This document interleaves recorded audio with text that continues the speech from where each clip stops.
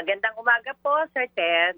Kasama ko po ang aking beautiful partner na si Ay. DJ Chacha. Go, Cha! Good morning, Ay, Ma'am po, si Ma'am Juliet. DJ Chacha po. Oo. Salamat po sa Good panayam morning po. ngayong umaga, ma'am. Hingi lang kami ng update kasi nga naglabas po kayo ng pahayag ang sinasabi ninyo sana i-reconsider po ng gobyerno etong fare hike for buses dahil ang dami na daw pong nalulugi at hirap na rin sa operational cost ang ilan pong bus operators. Gaano na po kalala itong epekto nga ng sunod-sunod na oil price hike sa inyo?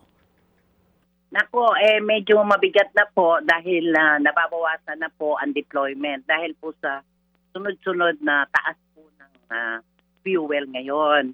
Ngayon yung sa fare hike po, mukhang wala po kaming pag-asa this time. Parang hindi talaga pong sinet aside po nila ang fare hike namin.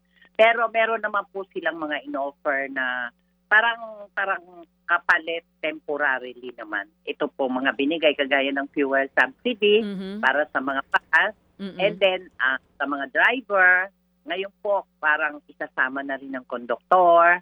Tapos po meron po silang binabalak na libreng sakay po. Pero hindi pa po final yung mga terms and condition. Kaya hindi ko pa po masabi kung ano po yung scheme po na gagawin nila. Okay. With fare hike, para po sa inyo, lost case na po yun? Wala na talagang pag-asa? Hindi naman po. Ang sabi po ng presidente nung nasa PITX kami, gagawa niya ng paraan na maitawid kami sa nangyayaring crisis. Ngayon, kung yung binigay niya po sa amin is not enough at medyo ma-normalize na po ang Iran at US, Opo. baka papakan po namin yan. Oo. Ma'am Julia, tama. For operators, 10,000 piso yung bigay na ayuda and then for drivers, 5,000 pesos. Pero alam naman po natin na baka hindi po yan enough. Hanggang kailan nyo po kayang pasanin pa sa ngayon itong operational cost ninyo habang hindi pa naitataas yung pamasahe sa mga bus? Tama po kayo dyan. Ang 10,000 po kung aming i-apply sa aming operation sa panahon na ngayon ay 118, 120 na po ang diesel. Sa diesel pa lang po, hindi na po kasya yung 10,000. Kasi sabihin na natin na 100 liters na lang ang aming kinukonsumo. So may dagdag pa ang operator na dagdag na bayad para lang po makapagpa-diesel kami ng 100 liters.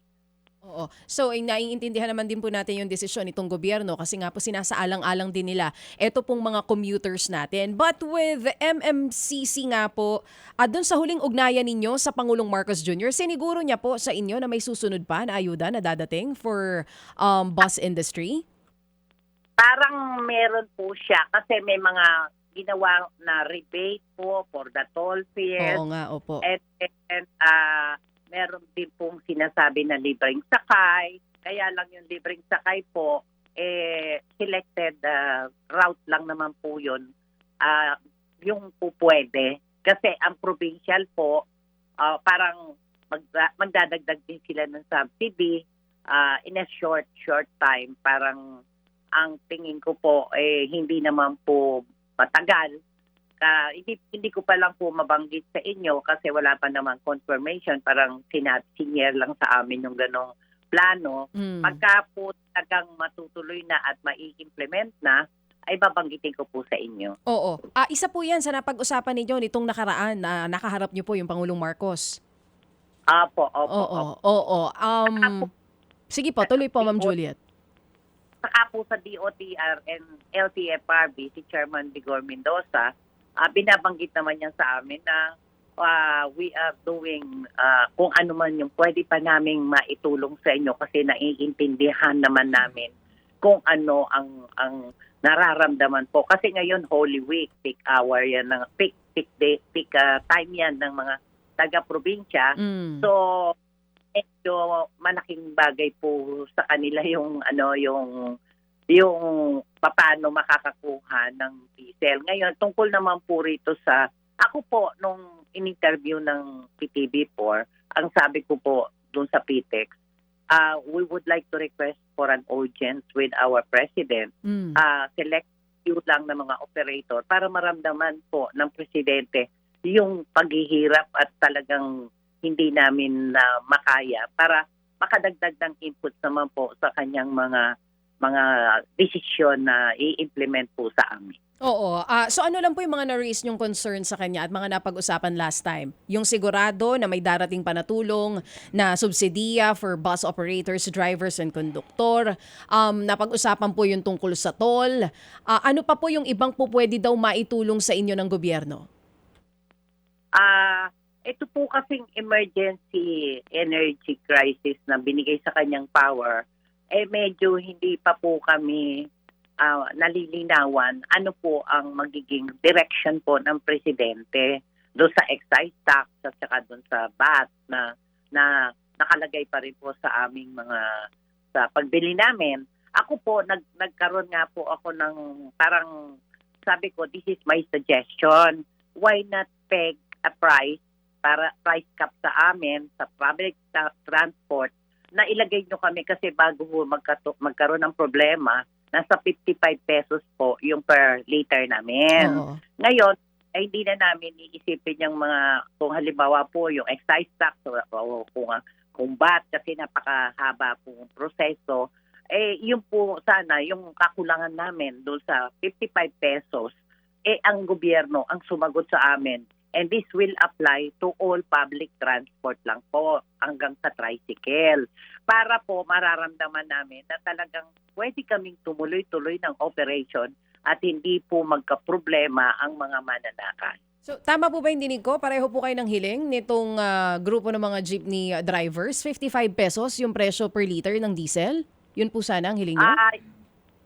Kasi kami po sa bus, yan po yung aming presyo before na nag-increase at before nagkaroon ng problema. Yes po. Oo. Kaya yung 55 po, hindi naman po kami umaangal. Ang hope lang namin noon, madagdagan sana kami ng konti sa aming fare increase kasi matagal na po namin na-file yung fare increase na yan. 2024 pa. Opo. Ngayon kung makasagot naman po sila sa DOTR, sa LTFRB, yung mapeg, yung may price cap, parang bigas po na temporarily lang naman po ito, hindi naman po ito pang matagalan. Ngayon mo nangyayari itong mga increase na wala pong control kahit naman sino sa atin. Di natin alam by next Tuesday kung magkano na naman po ang diesel. Yun po yung hinihiling namin para po makaramdam naman ng hindi na kami nagwo-worry o hindi na po kami kinakabahan na naman by next Tuesday. Magkano na naman ang litro ng diesel. Kaya Opo. Mukha yatang ang inyong sinasabi na iyan ay gusto ninyo na magkaroon ng subsidiya ang gobyerno sa per liter ng diesel kasi hindi naman pwedeng ibigay sa inyo yung 55 ng oil companies, di po ba? Opo, Yun. Oo. So sa halip na itong ayuda, sa halip na itong pakurudo sa inyo tig sa 10,000, ganun na lang ang gawin ng gobyerno. Yan po ang inyong panukala, ma'am. Opo, suggestion po. Opo. Suggestion ko po. Yes, ma'am. Ngayon nga po, para magkaroon ng programa at pag-aralan kung yan ba ay feasible. Kung hindi mangyayari yan, ma'am, ano ang worst scenario sa inyo pong hanay, sa inyo pong kapulungan? Ang mangyayari po palagay ko, Sir Ted, pabawas na ng pabawas ang mga nagdi-deploy po ng mga sasakyan pagka hindi po nangyari yan. Kasi hindi na po practical na mag-deploy ka pa. Even yung mga driver po ng iba naming mga miyembro, magruruta. Sige na, kasi ang diesel, sagot po ng operator yan. Ang kita nila, halimbawa sa isang ruta namin, one way papunta, 1,000 lang ang kinita nila. Tapos, nung pabalik na, para mag-round trip, 300 lang po ang kinita nung bus.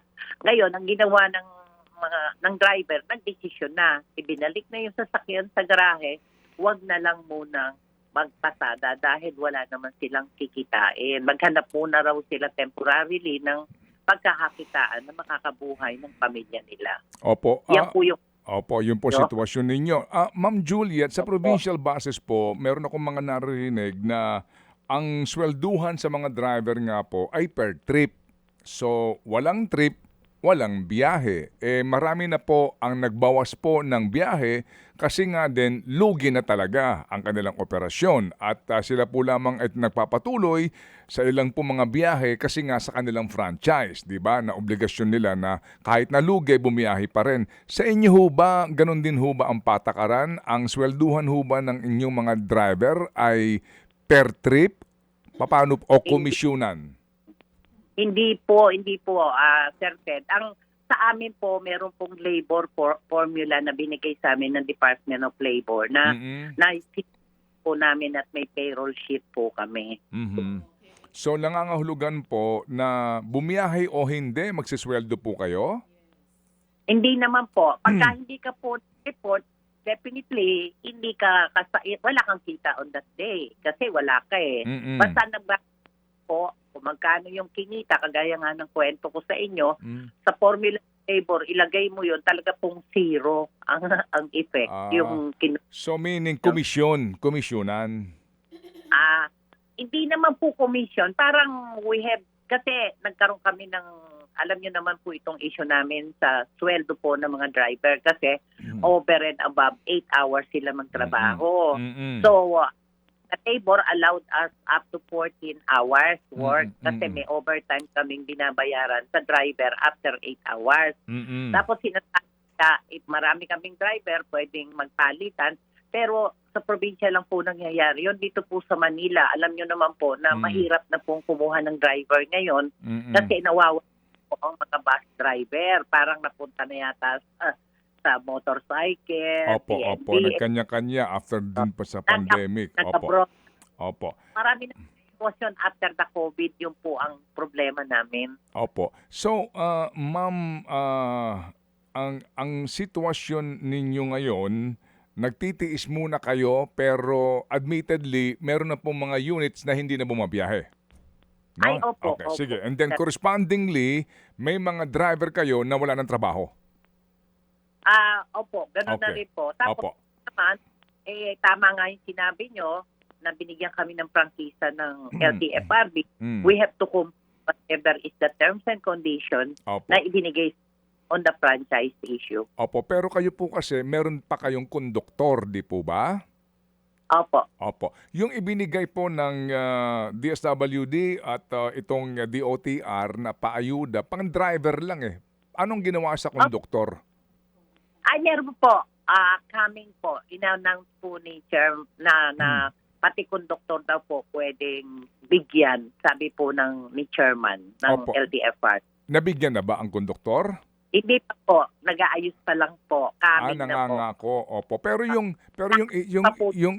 ibinigay po ma'am na 10,000 nung una, yung inanunsyo ng DOTR ni Secretary Banoy na 10,000 tapos yung driver meron, natanggap nyo na po ba yon? Parang ngayon po ang release noong sa operator ng City Bus, ngayon po, Friday. Yung 10,000? Opo, yung 10,000 para sa operator. Pero ang mga driver po, ganun din po na meron nang nakakuha, meron nang hindi. Kasi sinasubmit po namin ng listahan sa LTFRB per company. Kasi may require silang license number, yung e-wallet, etc. Opo. Yun bibigay sa LTFRB ng aming mga record. Pero dito po, kasama na ang konduktor. Magkano ang driver, magkano ang konduktor? Ma'am Juliet, magkano po ang driver, magkano ang konduktor? Pareho po, 5,000 po yung subsidy nila. Opo, one time po na, muna ito na bigayan. So, 10,000 pan diesel, tigli 5,000 yung driver tsaka konduktor. No? Opo, tama. Hindi naman kaya maging dahilan yan na kapag nakatanggap yung driver tsaka konduktor sa halip po na bumiyahe, uuwi sa probinsya at gagamitin nilang pamasahe yun. Alam niyo po, Sir Ted, siyempre yung kalalagayan ng mga driver, konduktor natin, on their own, on their own decision. Pero ang sabi naman po ng gobyerno, na yung bibigay na tulong na 5,000 sa kanila, hindi naman na nila sinasabing bibili ko ng gasolina to para makaandar ako. Kasi alam niyo naman ang may sagot ng diesel. Pwede naman po silang gamitin sa pamilya. Halimbawa, Opo. pagkain ng pamilya, Opo. po ang pamilya. Hindi naman po sila kinokontrol doon. Opo. Sige po. So yung nga po, kasi nga bahala kayo sa mo gustong gamitin niya, pambili ba ng bigas, para ba sa baon ng anak mo, okay lang po yun. O sige, so ngayon po, sa ngayon, ang inyo pong panukala nga, mag-subsidize po sa per liter ng diesel o kaya bigyan na kayo ng aumento sa pamasahe. Yung pamasahe, sir, parang medyo nakaset aside po. Hindi po ako makasagot doon kasi sinuspending po. Opo. Pero yun ang gusto nyo mangyari. Gaya po ng mga jeepney drivers and operators, di po ba? Lahat naman po ng public Opo. transport, hindi lang naman po kami. Lahat po gusto ng pairing. Kasi Opo. sa side po ng driver, halimbawa, particular sa jeep, medyo nakakadagdag po kasi yung take-home pay nila on a daily basis. Kasi meron papangdiri, meron ganito po.